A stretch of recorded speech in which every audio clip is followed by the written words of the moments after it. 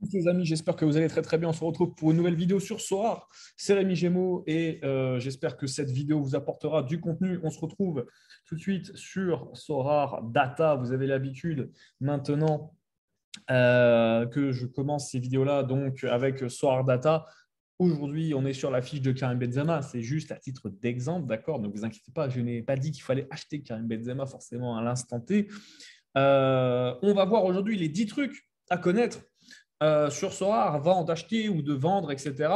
Sans même parler de la projection, on va dire, de qu'est-ce qu'il va faire, etc. Mais il y a 10 trucs à savoir absolument et que Sora Data, déjà, vous, entre guillemets, vous aide énormément à faire cela.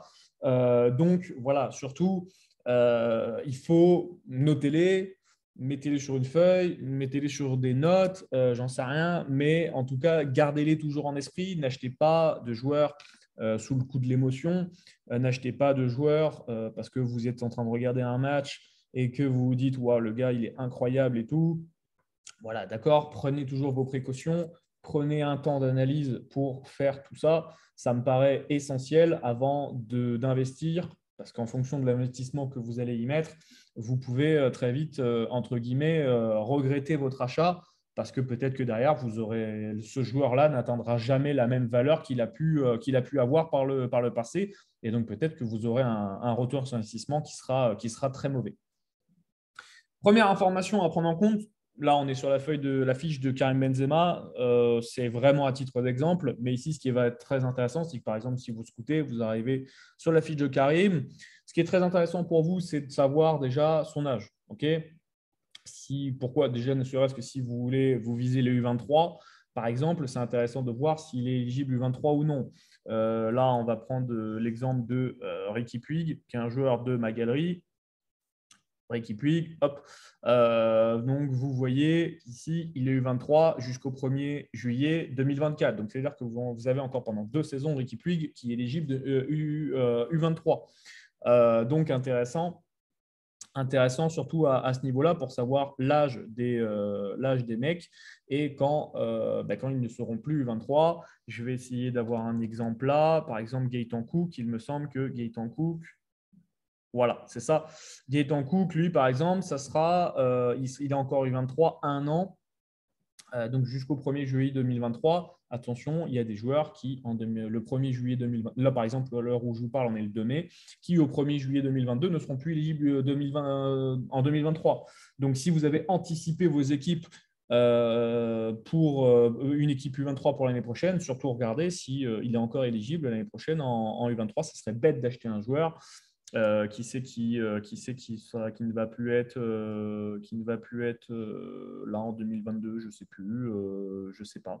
Mais là, j'en ai pas en tête. Mais voilà, surtout, regardez ça. L'âge, c'est très important. Ensuite, alors on va retourner sur Karim. Tac, la fille de Karim Benzema.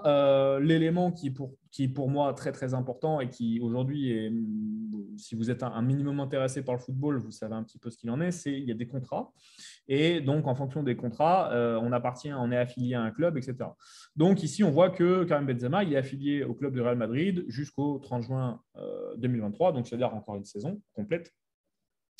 Et voilà, donc ça, l'élément contractuel, c'est très, très, très important à prendre en compte. Moi, ce que je vous propose, c'est de faire exactement la même chose que je vous ai proposé dans d'autres vidéos, c'est faire un double-clic sur Karim Benzema. Ça va vous ouvrir une recherche Google via Karim Benzema. Et ensuite, vous allez chercher. Alors, Karim Benzema a beaucoup d'actualité, donc forcément, je ne vais pas l'avoir. Voilà. Donc là, quand c'est ça, vous faites transfert marque. Voilà. On va arriver sur la fiche de Karim Benzema. Donc, on va retrouver l'information au contrat jusqu'en juin 2023. Là, par exemple, sur un joueur comme ça, ce qui peut être intéressant, c'est de voir quelle est sa dernière prolongation de contrat. Donc, on voit que c'est le 20 août 2021. C'était il y a maintenant un peu moins d'un an. Donc, ça peut être intéressant aussi parce qu'il y a des fois où on voit, si par exemple, dans le même cas, là, ici, on aurait vu que sa dernière prolongation de contrat, ça aurait été en 2019 et non en 2021. On peut imaginer que le gars ne reprolongera pas, d'accord? Sinon, il aurait été déjà prolongé plus tôt durant la durée de son contrat. On sait qu'aujourd'hui, les joueurs qui leur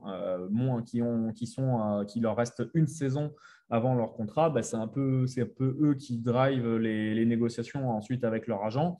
Et donc, ça peut être intéressant derrière pour voir, de se dire, bon, bah, OK, finalement, je vais partir libre gratuitement dans le club que je veux, ou en tout cas dans le club qui me voudra, ou alors forcer à la main un renouvellement de contrat, et donc peut-être à des prix auxquels le club n'aurait pas voulu forcément mettre, mais s'ils veulent conserver le joueur, voilà. Donc, il y a tout cet élément-là à prendre en compte. Vous avez en plus sur Transfermarkt, ce qui est très intéressant, la valeur marchande, et puis ensuite taille, la nationalité, etc., etc.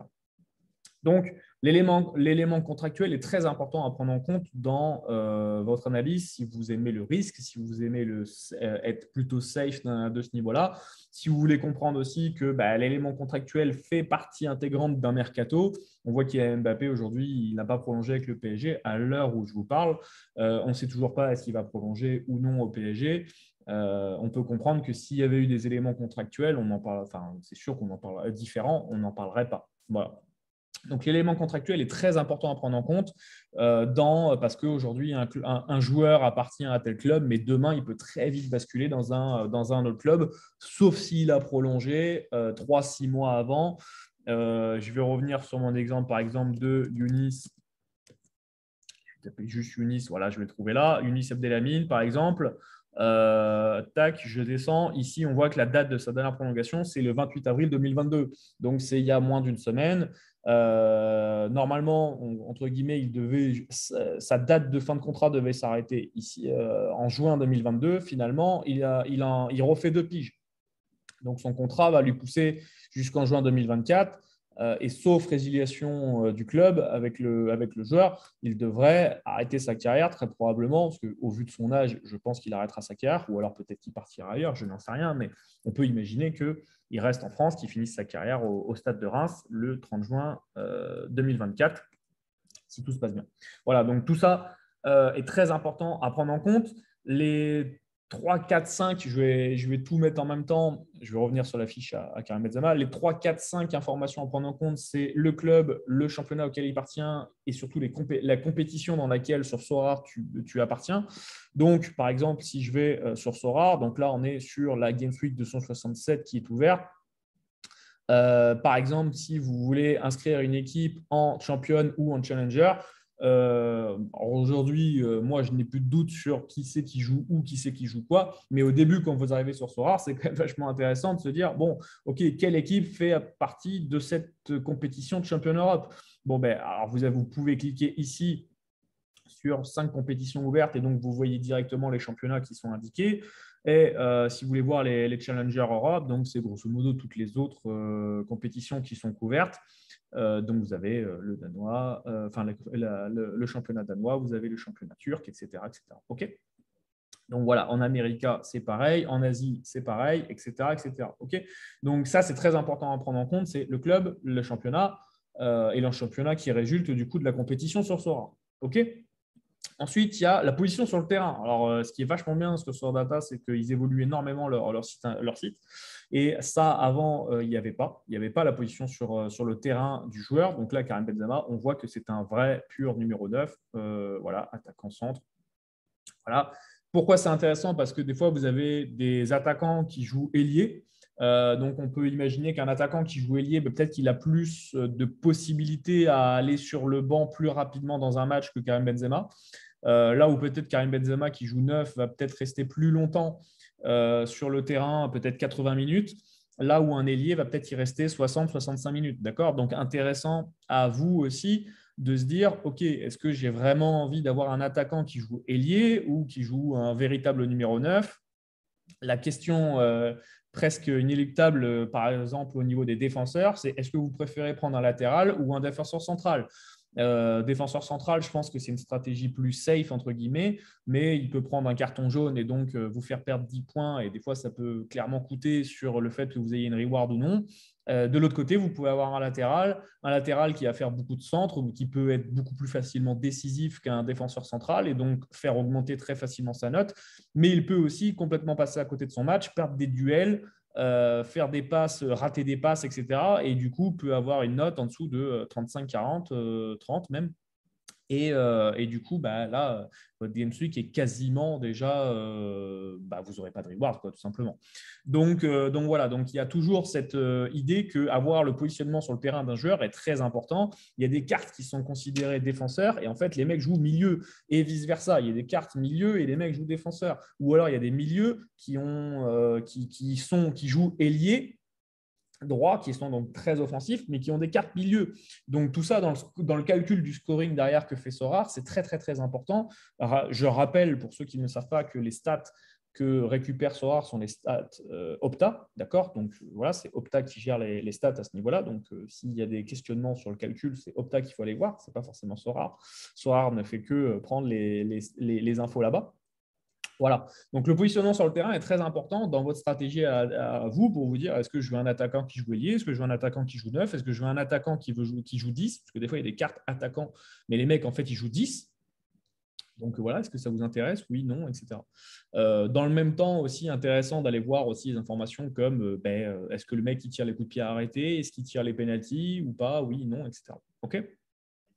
Il y a deux mèches, entre guillemets, avec ces informations-là, c'est son temps de jeu. Voilà. Son temps de jeu, vous avez différentes possibilités de le savoir. Soit vous restez sur Solar Data, vous allez sur SO5, et ici, vous voyez très rapidement, entre guillemets, comment il est titulaire. Voilà. Donc déjà, si vous voyez que sur 52 matchs,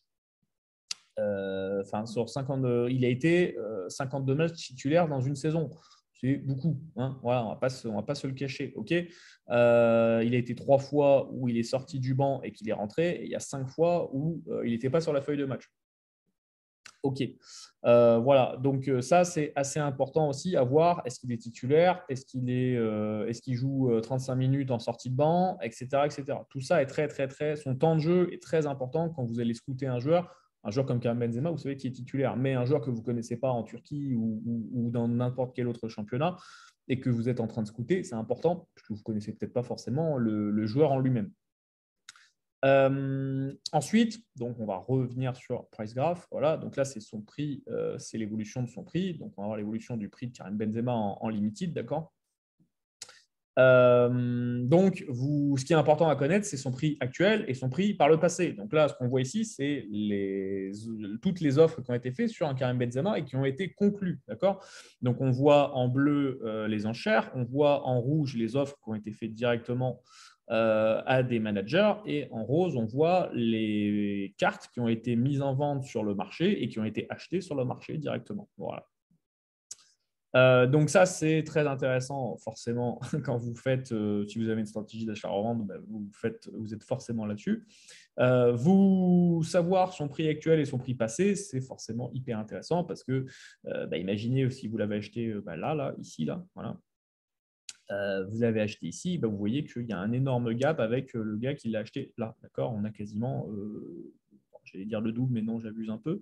Mais entre là et là, par exemple, voilà, là, il y a le double. D'accord. Donc, c'est deux personnes différentes qui, en 3 jours de différence, il y en a un qui l'a acheté à ce prix-là et l'autre qui l'a acheté à ce prix-là. Alors, peut-être qu'il y a eu des problèmes d'écriture pour certains. Certains ont peut-être fait des erreurs lorsqu'ils ont affiché leur prix, ceci dit.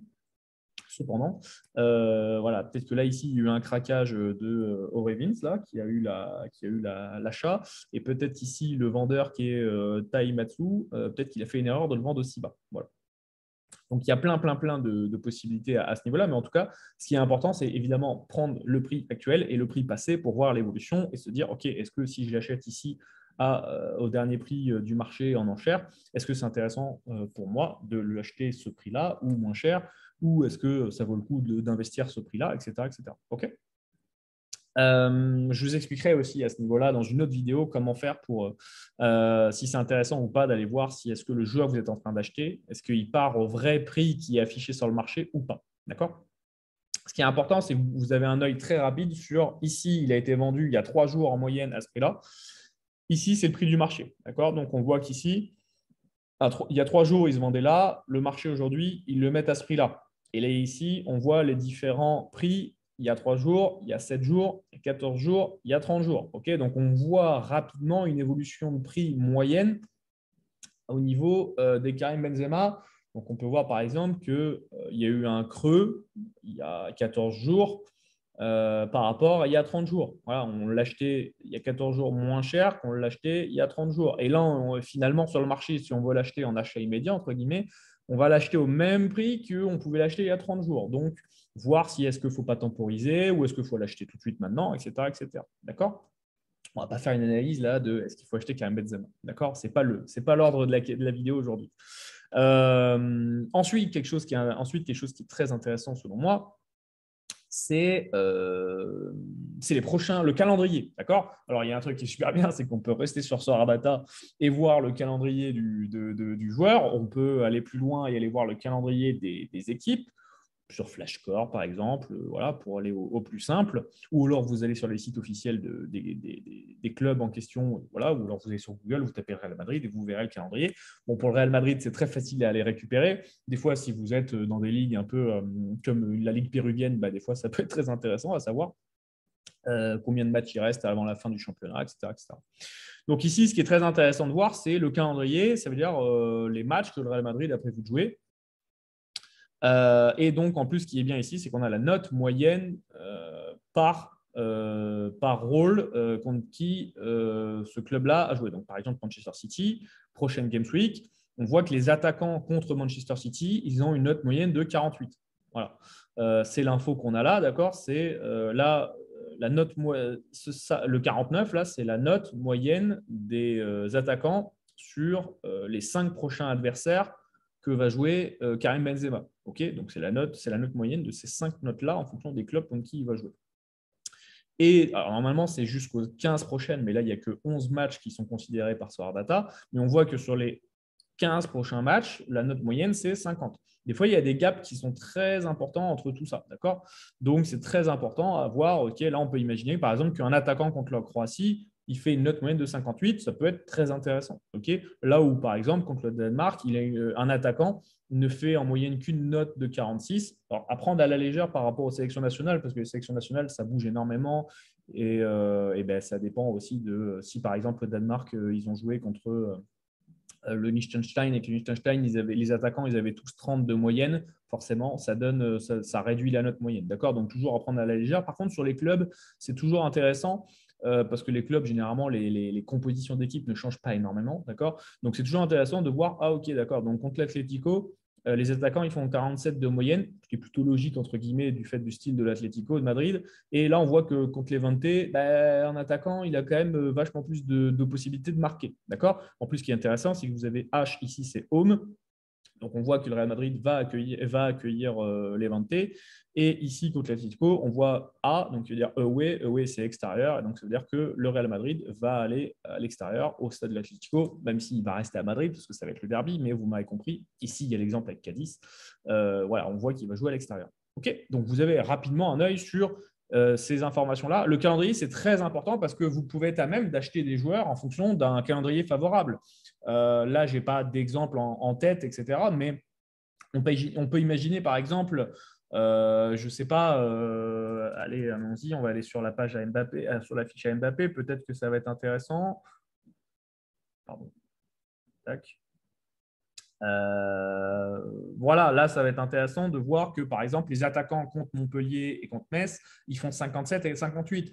Peut-être que pour vous, ça peut être hyper intéressant de vous dire, waouh, il faut absolument que j'achète Mbappé. Alors oui, si vous avez la possibilité de le faire, forcément, je vous dis pas qu'il ne faut pas le faire, mais entre guillemets, ça peut être hyper intéressant de se dire, waouh, contre Montpellier, Metz, imaginons, vous avez 5 matchs, il y a 5 matchs comme ça, les 5 prochains matchs où les projections sont au-dessus de 55, franchement, ça pourrait valoir le coup d'acheter un joueur à ce moment-là. Voilà aussi pourquoi le calendrier sert, c'est que si par exemple il joue contre un joueur d'une équipe qui surdomine son championnat comme le PSG, va jouer contre des petites équipes de Ligue 1 de son championnat, ça peut être très intéressant du coup d'acheter ce joueur-là à ce moment-là avant qu'il fasse les 5 prochains matchs, parce qu'on peut imaginer qu'après les 5 prochains matchs, il ait fait de très bonnes performances, donc il a eu de très bonnes notes et donc que son prix est augmenté. D'accord? Ce n'est pas une équation parfaite. Hein. Ça ne veut pas dire que des fois le joueur a fait des bonnes notes et que son prix augmente. D'accord? On verra plus tard comment évolue le prix d'une carte. Ce n'est pas à l'ordre du jour. Là, aujourd'hui, on veut voir les 10 trucs à connaître donc avant d'acheter. Mais voilà. Ce qui est très intéressant, et là, on va basculer sur Transfermarkt pour avoir ce genre d'informations-là. Alors non, je vais rester ici. Ici, par exemple, Kylian Mbappé, on voit le petit tic vert. Donc, ça veut dire qu'il est apte à jouer, il n'est pas blessé et il n'est pas suspendu pour le prochain match. Donc, c'est quand même une info vachement à prendre en compte si vous achetez un joueur, s'il est blessé ou non. D'accord. Donc, vous avez cette information ici. Mais si vous voulez aller un peu plus loin que le bout de votre nez, pardon, vous allez ici taper le nom de Kylian Mbappé. Kylian Mbappé, vous allez aller dessus, vous allez avoir les stats, vous allez avoir les infos que vous pouvez retrouver sur Transfermarkt. Hop, et ici, vous allez dans Performance et historique des blessures. Et donc, vous verrez l'historique des blessures qu'il a pu avoir la saison en cours, la saison et les saisons précédentes. D'accord. Et qu'est-ce qu'il a eu comme type de blessure. Donc là, on voit qu'il y a eu beaucoup de blessures. Alors, il y a des blessures qui sont considérées comme, par exemple, le repos. Il y a le Covid qu'ils ont considéré comme blessure. C'est juste une période d'absence, d'accord. Mais considéré que c'est tout aussi important de savoir des fois que Kylian Mbappé, ah bah mince, il est absent 11 jours, que là, il a eu un problème au mollet 4 jours, là 6 jours, là 8 jours. Là, on voit quand même qu'il y a une répétition de problème au mollet sur une durée de 4 mois. Bon, peut-être qu'il a un problème au mollet. Voilà.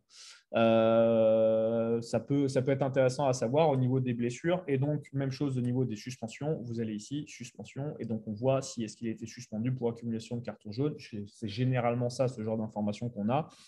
Et donc, on voit quand est-ce qu'il a été, à partir de quand il est absent, jusqu'à quand, et le nombre de jours donc, auquel il a eu, sa suspension. Voilà. Et donc, on voit aussi le nombre de matchs qu'il a pu manquer durant la période de suspension. Très important à connaître ce genre d'informations-là, parce que quand on a un défenseur qui prend pas mal de cartons, ça peut être un peu risqué de se dire en fait, ça vaut pas le coup. Ça vaut pas le coup d'aller investir sur ce joueur parce qu'il est beaucoup suspendu, parce qu'il prend beaucoup de cartons. Et donc, en fait, finalement, c'est un très bon joueur, mais je peux rarement l'aligner dans mes Games Week. Donc après, c'est toujours peser le pour et le contre, mais voilà, ça fait partie des informations à prendre en compte. Voilà. À ce niveau-là, je pense que j'ai fait le tour. J'espère que cette vidéo vous a plu, qu'elle vous a apporté de la valeur. Surtout, n'hésitez pas, si vous l'avez apprécié, à lui donner de la force, donc à la liker, à lâcher votre plus beau commentaire. Dites-moi si vous avez d'autres trucs donc qu'il faudrait absolument connaître quand vous analysez un joueur. Évidemment, là, on peut aller beaucoup plus en amont que ça. Mais en tout cas, ce sont les 10 trucs essentiels à connaître selon moi. Bien sûr, dans d'autres vidéos sur ma chaîne, vous verrez la plupart aussi d'autres trucs, d'autres informations à aller chercher. Mais en tout cas, ce sont les plus importantes avant même d'acheter ou de vendre ou quoi que ce soit. Ce sont les informations qui sont très importantes à prendre en compte et qui, on ne va pas se cacher, le marché est énormément drivé par ce genre d'informations-là. D'accord. Donc, les éléments contractuels, son âge, le club auquel il appartient, la compétition auquel il est affilié sur Sorare, son prix actuel, son prix passé, son positionnement sur le terrain, le calendrier, son temps de jeu, les blessures, les suspensions, etc. etc. Okay. Donc voilà, surtout prenez vraiment ça en compte. N'hésitez pas, les amis, si vous apprenez à connaître Sorare, mais que vous n'êtes toujours pas inscrit, avant toute chose, avant de vous inscrire par vous-même, vraiment, allez cliquer sur un lien de parrainage. Vraiment, c'est très, très, très important. J'insiste là-dessus, non pas forcément que pour moi, mais aussi pour mes camarades de la communauté Sorare. J'ai un lien de parrainage que vous pouvez retrouver en description et que je peux vous accompagner pour vous donner des conseils avisés et mettre en place une stratégie pour votre investissement sur Sorare. Oui, je peux le faire, mais si vous ne voulez pas forcément cliquer sur mon lien de parrainage, au moins allez cliquer sur un lien de parrainage, peu importe qui dans la communauté. Pourquoi? Parce que ça serait vraiment idiot de ne pas cliquer sur un lien de parrainage, parce qu'après vos 5 prochaines enchères qui ont été réussies, vous aurez une carte limited. Et en fonction de la valeur de cette carte limited, soit vous allez revendre cette carte pour avoir davantage de flexibilité pour acheter d'autres cartes, ou alors vous allez le garder parce que c'est une carte qui est intéressante pour vous dans votre stratégie, etc. Donc voilà, c'est quand même très intéressant pour vous. Et votre parrain aussi peut gagner une carte limited. Donc, finalement, tout le monde est gagnant dans cette histoire. Il n'y a pas de, c'est pas un système de Ponzi ou je ne sais pas trop quoi. C'est pas un système pyramidal, Sorare, d'accord. C'est juste vous avez un parrain parce que finalement, cette personne-là, en fait, tout simplement, vous donne la possibilité d'avoir une carte gratuite après vos 5 prochaines enchères. Là où si vous vous inscrivez de manière individuelle, ben, cette carte limited, malheureusement, vous ne l'aurez pas. Donc, c'est quand même assez idiot parce que c'est totalement gratuit et que vous avez juste à cliquer sur un lien de parrainage. Donc voilà, petite info pour ceux qui ne savent pas, qui connaissent, qui souhaitent commencer Sorare, mais qui sont juste là sur cette vidéo-là parce que vous n'avez toujours pas commencé. Vraiment important à prendre en compte. Et encore une fois, voilà, vous avez mon lien, mais vous avez aussi le lien d'une autre personne, d'un autre manager Sorare, si vous préférez, qui est tout simplement qui soit votre parrain. Voilà, les amis, j'espère que cette vidéo vous a apporté de la valeur. Je vous souhaite une très bonne fin de journée. À plus tard pour d'autres contenus sur Sorare.